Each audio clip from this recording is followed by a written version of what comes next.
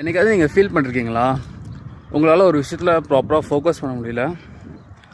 இந்த மாதிரி சின்ன சின்ன இம்பல்ஸ்லாம் இருக்கும் பார்த்தீங்களா, ஃபோனை நோண்டணும், கேம்ஸ் ஆடணும், அதெல்லாம் உங்களால் அவாய்டே பண்ண முடியல. இல்லைன்னா இந்த மாதிரி டிசிஷன்ஸ்லாம் இருக்கும் பார்த்தீங்களா, நான் படிக்கிட்டா இல்லைனா கேம்ஸ் ஆட்டா, இல்லைனா ஒர்க் அவுட் பண்ணிட்டா இல்லை வீட்டில் சும்மா படுத்துக்கிட்டா, இந்த மாதிரி ஒரு டிசிஷன் எடுக்கணும்ல நீங்கள் ரெண்டு விஷயத்தில் ஒன்று.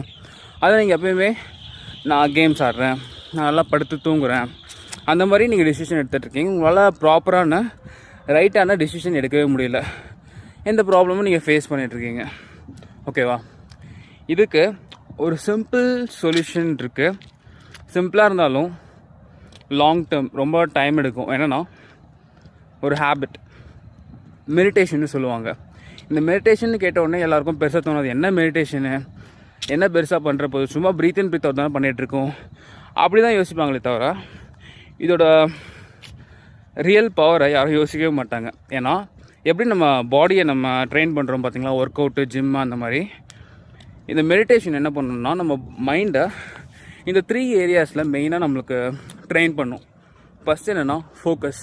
நீங்கள் ப்ரீத் இன் ப்ரீத் அவுட் பண்ணும்போது அதிலே ஃபோக்கஸ் பண்ணுறதுனால உங்கள் பிரெயின் கொஞ்சம் கொஞ்சமாக ஃபோக்கஸ் பண்ண ட்ரை பண்ணணும். நீங்கள் எதாவது டிஸ்ட்ராக்ட் ஆனால் கூட பரவாயில்லன்னு திருப்பி நம்ம இதில் ஃபோக்கஸ் பண்ணலாம் அப்படின்னு உங்கள் மைண்டு போகும். சரியா?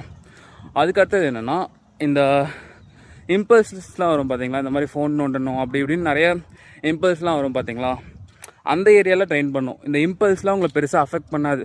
ஃபோன் நோண்டணும்னு தோணும், ஆனால் நீங்கள் ஃபோன் நோண்ட மாட்டீங்க. அந்த மாதிரி ஒரு இருக்கும் உங்களோட இம்பல்ஸ் கண்ட்ரோல் இன்னும் கொஞ்சம் நல்லா டெவலப் ஆகிருக்கும். இன்னொன்று மேஜர் பெனிஃபிட் என்னென்னா, முன்னாடி சொல்லியிருந்தேன் பார்த்தீங்கன்னா, இந்த டிசிஷன் மேக்கிங், 2 டிசிஷன் உங்கள் முன்னாடி வைக்கிறாங்க, ஆனால் உங்களால் அந்த குட் டிசிஷனை மேக் பண்ண முடியல.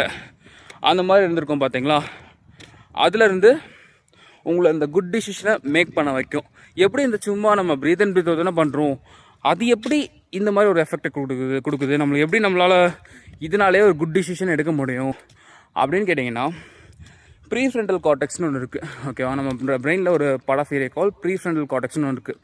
அந்த ஏரியாவை இந்த ஹேபிட் மெடிடேஷன் பண்ணுறது ஸ்பெசிஃபிக்காக ட்ரெயின் பண்ணுது. ஓகேங்களா? ட்ரெயின் பண்ணி டெவலப் பண்ணுது. இப்படி இந்த ஏரியாவை டெவலப் பண்ணுறதுனால உங்களால் பெட்டரான டிசிஷன் எடுக்க முடியும். ஓகேங்களா?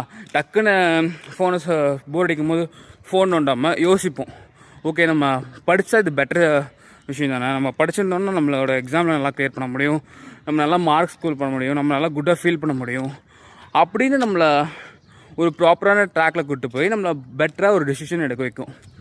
இதனால் மெடிடேஷனை எப்பயுமே அண்டர் எஸ்டிமேட் பண்ணாதீங்க.